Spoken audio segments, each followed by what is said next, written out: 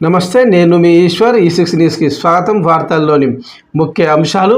Congress operation Akarsh లిస్టులో next ఎవరు అనుకుంటున్నారా? 10 మంది బీఆర్ఎస్ ఎమ్మెల్యేలకు కండువా కాంగ్రెస్ కప్పిన సీఎం రేవంత్ రెడ్డి 11వ ఎమ్మెల్యేను రెడీ చేశారా?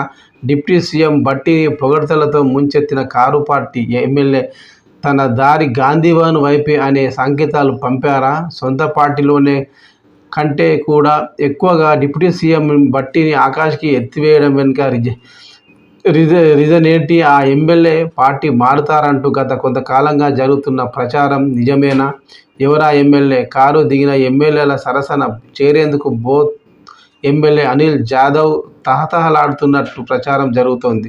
గత ఏడాదిలో జరిగిన ఎన్నికల్లో బోత్ నుంచి బీఆర్ఎస్ పార్టీ తరపున గెలిచిన అనిల్ జాదవ్ అధికార పార్టీ నేతలతో పోటీ పడుతూ ప్రభుత్వ పెద్దలను ప్రసన్నం చేసుకునే పనిలో ఉండడంతో అనుమానాలు వ్యక్తమవుతున్నాయి. ఆయన కారు దిగేందుకు సిద్ధంగా ఉన్నారని గత కొంతకాలంగా ప్రచారం జరుగుతోంది. అయితే ఎన్నికల అనంతరం రాష్ట్రంలో పరిణామాలు మారిపోతుండడంతో ఒక్కొక్కరుగా బీఆర్ఎస్ ఎమ్మెల్యేలు కాంగ్రెస్ పార్టీలో చేరుతున్నారు.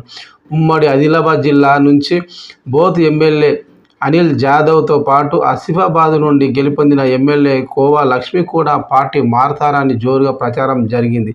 ఇప్పుడు అనిల్ జాదవ్ వ్యవహార శైలిని చూస్తే నెక్స్ట్ లిస్టులో ఉన్నది ఆయనే అన్న ప్రచారం బలం చేకూరుతుంది.